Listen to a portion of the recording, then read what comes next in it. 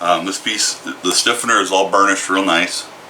I decided I probably could have just, gotten all my edges all evened up and done my first burnish on it, but everything's pretty nice and even because I took that step and kind of evened everything up before I glued it down. I did make my stitch line here, so I know where everything's got to go. So I just got my needles all threaded up. I pulled off 2 layers, 8 to 9 ounce. I pulled off how much? About 6 times the length that I need. The length, 6 times the distance of the stitch line that I'm going to be making. And why did I do that? Children, sorry. If I've told you once, I've told you 100 times. I hate running out of thread in the middle of a line. I can choke up, I can pull plenty through. I've probably got an extra 1.5 feet coming through my needle here. Not that you can see it on screen, but I've got an extra 1.5 feet through my needle, so I've got plenty coming through. I can stitch this all up and not have a thing to worry about. So I've got to pick a place to end. Some of the stress points when you're dealing with a holster like this, anything around this belt loop is going to be a stress point, and almost anything along the bottom is going to be a stress point. That and up here is going to be a stress point because it's going to fold over. Around the belt loop, because, well, I've got to stretch all that out to make a belt loop. So that leaves me not a lot. Leaves me this backside here, which can be a stress point because the gun's going to be going in and out. And it leaves me up here. And I don't like putting it up on this part because you're going to be able to see it. I don't like that. So I'm going to put it in here, and it should be okay. It shouldn't be a big deal. And that's about all I can do with it. So off we go. Off to the races. I am going to try to keep it kind of in the middle here. I'll have this area here, if you look at the stitch line, is my trigger guard. So I should actually be okay if I keep it in this area here. Shouldn't be too bad. So I'm just going to start down towards the bottom here. And I know I punched all those holes through. So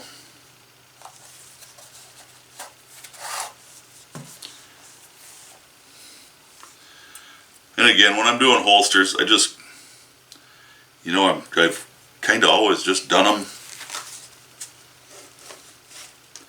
sitting on the bench. I tried doing them for a while on the Stitch 'n Pony, but I don't know. Just something about it, for some reason, didn't work out real well for me.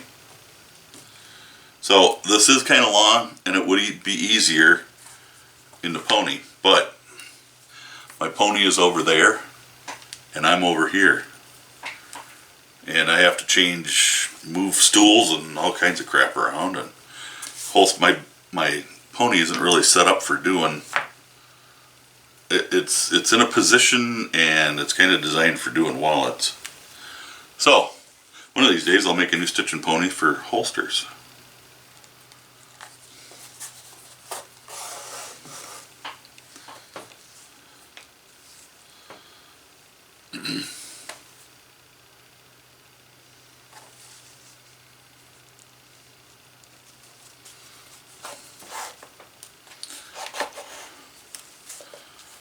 Got grandkids coming over tomorrow. One of my daughters just bought a house, and she's moving tomorrow.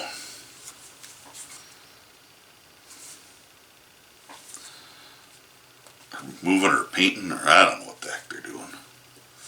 I don't know. I can't keep up. I got like 14 grandkids. Just can't keep up with all that. Alright, so that was my last hole. Now I'm starting over. And I'm just going to go 2 full stitches. I got to help it a little bit because it's a pretty tight hole.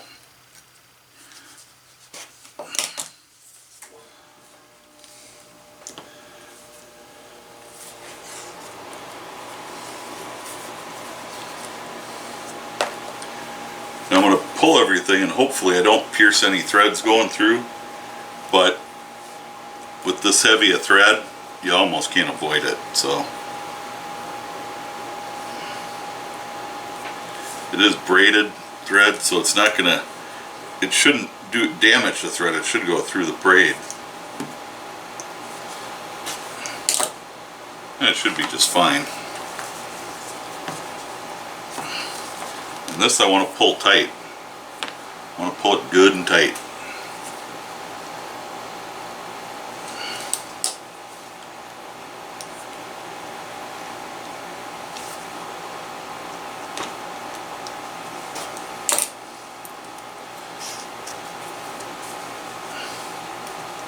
Mostly because I don't want it to look like I piled a bunch of thread in there. I want it to look like it's still one thread.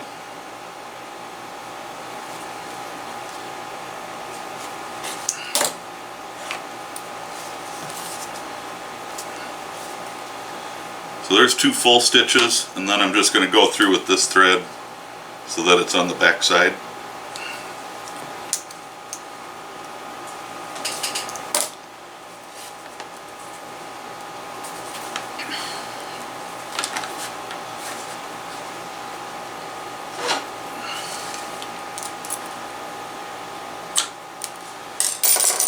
I clipped that really pretty close there. I don't know how well you can see it, but it's pretty close. And I just kind of give it a little melt down.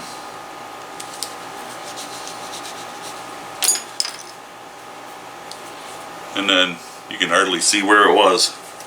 And that's generally the idea. Here is my poor cobbler's hammer. It says drop forged Sears and Roebuck, and it's got some nicks on the face, but I took a lot of that out. I gave the face of the hammer a good polishing when I got it, and I bought it on eBay. So this is a vintage hammer, and, you know, nothing says Sears and Roebuck on it anymore. So, and I really like it. It's a great hammer. I got it on eBay many moons ago, but I've been thinking about giving it a good once over, kind of cleaning it up real good, and it's not coming apart, and it's the handles, you know, it's seen better days, but really I think if I gave it a light sanding and oiled it up again, I think it'd be pretty good yet. So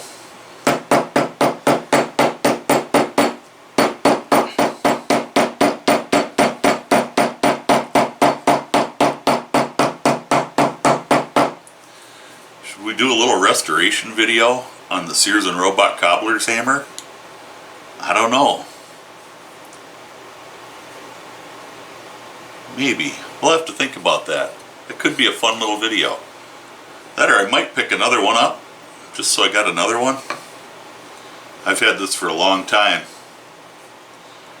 Probably, oh gosh, 8 or 10 years. Nice hammer though. Been a good one. Anyway, there we go. Hammered down my threads. I gotta take it over to my sander, my new rotary tool, since my Wen tool finally, well, it didn't die on me, but I did have to give it a rest. So I'm gonna take it over, give it a finish sander on the edges there, give the rest of my burnish around there, and get ready to fold it in half and punch my holes and stitch the rest of it up.